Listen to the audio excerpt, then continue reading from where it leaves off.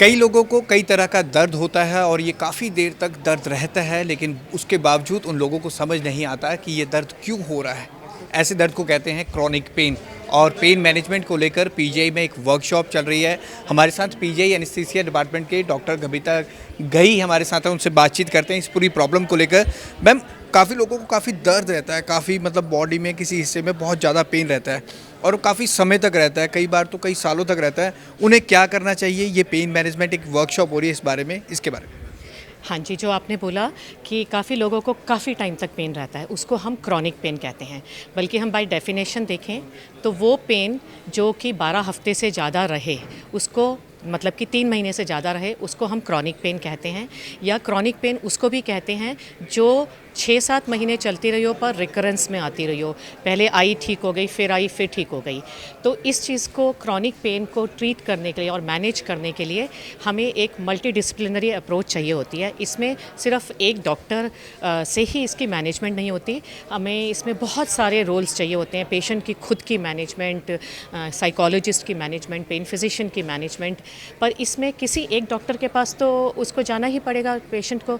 तो उसके लिए ये जो हमारी एंटिटी है, दैट इज़ पेन फिजिशियन, वो उसका रोल होता है। तो जो पेन फिजिशियंस होते हैं वो क्रॉनिक पेन में प्रॉपरली ट्रेंड होते हैं।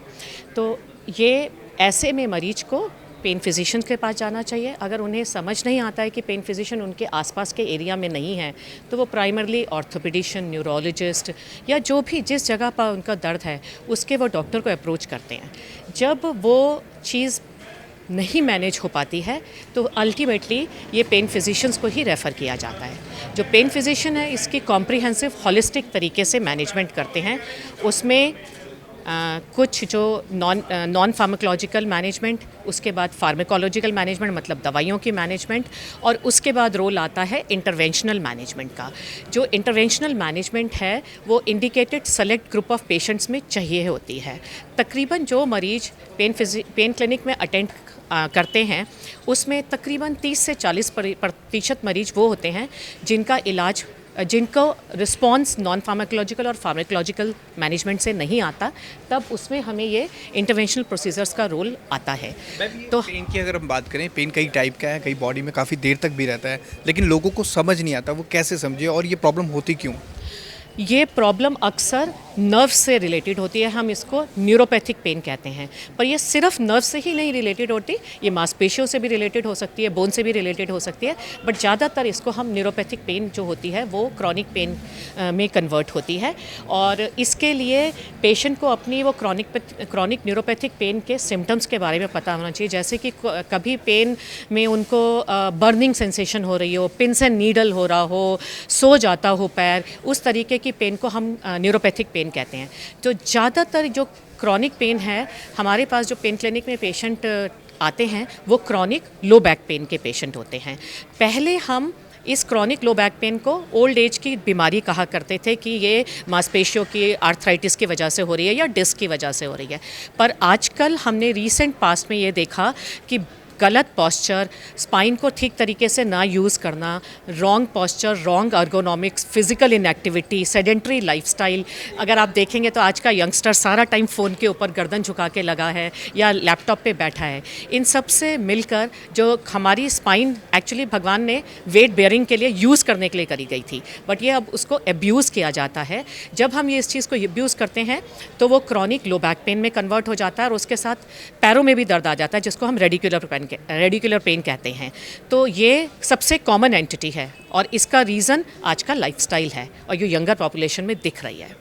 पीजी में मैम 2 दिन आपने कहा कि ये पेन क्लिनिक चलता है, तो उनमें जो पेशेंट आ रहे हैं ऑन एन एवरेज कितने आ रहे हैं और उनमें यंगस्टर्स कितने हैं? हाँ जी, तो जो हमारा पेन क्लिनिक चल रहा है वो department of anaesthesia and intensive care के अंदर 5023 नंबर कमरे में न्यू ओपीडी में चलता है। ये 2 दिन चलता है, बुधवार और शनिवार। इसमें ऑन एन एवरेज 50 से 70 पेशेंट पर क्लिनिक आते हैं। तो हफ्ते में तकरीबन 100 से 140 के बीच में हम ये पेशेंट देखते हैं। इसमें 70 से 80% जो होते हैं वो chronic low back pain with और विदाउट लेग पेन होते हैं। और उसके अलावा जो हम मोस्ट कॉमनली देखते हैं वो है ट्राइजेमिनल न्यूरैल्जिया, मतलब कि फेस का पेन, पेन। उसके अलावा हम पोस्ट हर्पेटिक न्यूरल्जिया या सर्जरी के बाद कुछ पेशेंट्स होते हैं जिनको लंबे टाइम तक दर्द रह जाता है। सर्जरी का दर्द तो ठीक हो गया, लेकिन बाकी तो इस तरीके के एंटिटी हम देखते हैं। और इसमें अगर हम यंग पेशेंट देखें तो पहले तो हम सिर्फ 10% के करीब देखते थे। आज की डेट में हमें 20 से 30% और कभी कभी 30 से 40% हमें यंगर पॉपुलेशन, यंगर मतलब age young age 20 years, 18 years, 25 years. और जब ये क्रॉनिक पेन होती है वो हर आस्पेक्ट ऑफ लाइफ को अफेक्ट करती है।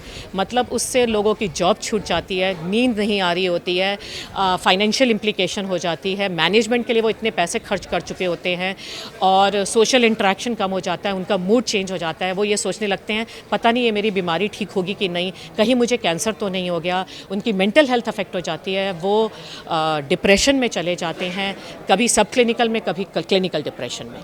तो क्रॉनिक पेन ओवरऑल बहुत लार्ज स्केल पे लोगों को अफेक्ट करती है।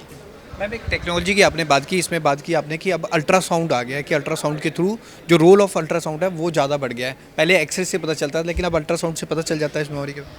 अल्ट्रासाउंड का जो रोल है वो दोनों चीज़ों के लिए यूज़ करा जा रहा है, कि बीमारी के डायग्नोसिस के लिए और बीमारी की मैनेजमेंट के लिए। सो हम इसको कहते हैं diagnostic and therapeutic role. Chronic pain में इसका दोनों का रोल आ रहा है। हम जो वर्कशॉप कर रहे हैं इसमें यही चीज़ अल्ट्रासाउंड गाइडेड प्रोसीजर्स की स्किल एनहांसमेंट के लिए डे 1 पे कर रहे हैं, और X ray guided procedures, pain procedures के लिए हम डे 2 पे कर रहे हैं। अल्ट्रासाउंड का रोल पिछले एक डिकेड में बहुत अपकमिंग है क्रॉनिक पेन मैनेजमेंट में, और ये हर तरीके के जैसे shoulder pain, hip pain, leg pain, knee pain और नर्व के पेन, बहुत सारी चीज़ों के लिए ये यूज़ हो रहा है। एक्चुअली एक्सरे से हमें एक हज़ार्ड होता है, जैसे कि रेडिएशन एक्सपोजर।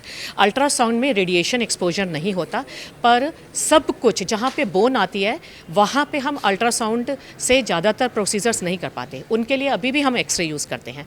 पर येस, अल्ट्रासाउंड का रोल बहुत ज़्यादा क्रॉनिक पेन मैनेजमेंट में आजकल आ रहा है, और क्योंकि ये न्यू एंटिटी है इसलिए हम इस तरीके की वर्कशॉप कर रहे हैं PGI में। और ये एक दिन अल्ट्रासाउंड गाइडेड और उसके बाद एक्सरे गाइडेड प्रोसीजर। पहले दिन हम वो लाइव वॉलेंटियर्स पे कर रहे हैं और दूसरे दिन हम कैडावरिक में कर रहे हैं। ये इस टाइप की वर्कशॉप दोनों दिन लगातार PGI में पहली बार हो रही है। मैम, किसी को इस क्रॉनिक पेन से लगातार हो रही है, अगर उन्हें बचना है, काफ़ी यंगस्टर्स आप कह रहे हैं इस बीमारी की चपेट में आ रहे हैं, तो उन्हें आप क्या सलाह देंगे? तो हम उनको ये सलाह देंगे कि जो भी, जैसे अगर लो बैक पेन की प्रॉब्लम है तो उस कंडीशन में वो डेफिनेटली उठने बैठने का तरीका, पॉस्चर, वो सब सही रखें। पर उसके अलावा अगर उनकी बीमारी लंबे टाइम तक चल रही है तो वो एक सही डॉक्टर के पास पहुँचे, जिसमें पेन फिजिशियंस का रोल बहुत है। सिम्टम्स उनको ऐसे आ रहे हो कि बर्निंग हो रही हो, लॉस ऑफ सेंसेशन हो रहा हो, पिन से नीडल हो, उस कंडीशन में सही डॉक्टर के पास चाहिए, पेन फिजिशियन के पास चाहिए। तो पेन की हम बात कर रहे हैं, पेन मैनेजमेंट को लेकर पूरी वर्कशॉप चल रही है। डॉक्टर बबीता भाई से हमने खास बातचीत की गई। 3 महीने से अधिक अगर किसी बंदे को पेन है, किसी व्यक्ति को पेन है, लगातार ये पेन बढ़ता जा रहा है, ना सहने योग्य है, तो उसे अपने पेन फिजिशियन के पास दिखाना चाहिए और इसे गंभीरता से लेना चाहिए। कैमरामैन हरजिंदर के साथ भगवत सिंह, पंजाब केसरी, जगबानी TV, चंडीगढ़।